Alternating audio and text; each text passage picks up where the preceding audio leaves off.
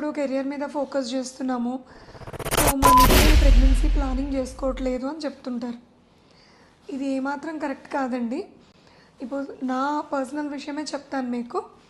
So నాకు first child pregnancy అప్పుడు నేను ఉస్మానియాలో పోస్ట్ గ్రాడ్యుయేషన్ చేస్తున్నా. అక్కడ ఫుల్ హెవీ వర్క్ ఉంటుంది, అయినా కానీ రెండింటిని మెయింటైన్ చేసుకున్నాం. అండ్ సెకండ్ చైల్డ్ ప్రెగ్నెన్సీ అప్పుడు నేను ఒక నర్సింగ్ హోమ్ రన్ చేస్తున్నాను. సో అప్పుడు కూడా ఫుల్ వర్క్ ఉండింది. సో నేను అటు హాస్పిటల్ వర్క్ పూర్తిగా చేసుకున్నాను అండ్ ఆల్సో ప్రెగ్నెన్సీ కూడా కంటిన్యూ అయింది. నేనే కాదండి, నా ఫ్రెండ్స్లో నాకు తెలిసినంత మటుకు చాలామంది డాక్టర్స్ అయితే ఈ ప్రొఫెషన్కి ఎంత ఇంపార్టెన్స్ ఇస్తారో ఫ్యామిలీ అండ్ ప్రెగ్నెన్సీకి కూడా అంతగా ఇంపార్టెన్స్ ఇస్తారు.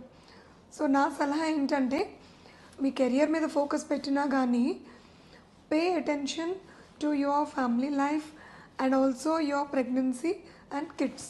Thank you. కెరియర్ ప్లానింగ్కి ప్రెగ్నెన్సీ అడ్డం వస్తుందా? I'm doctor Sudha from Sudha hospital, Hyderabad.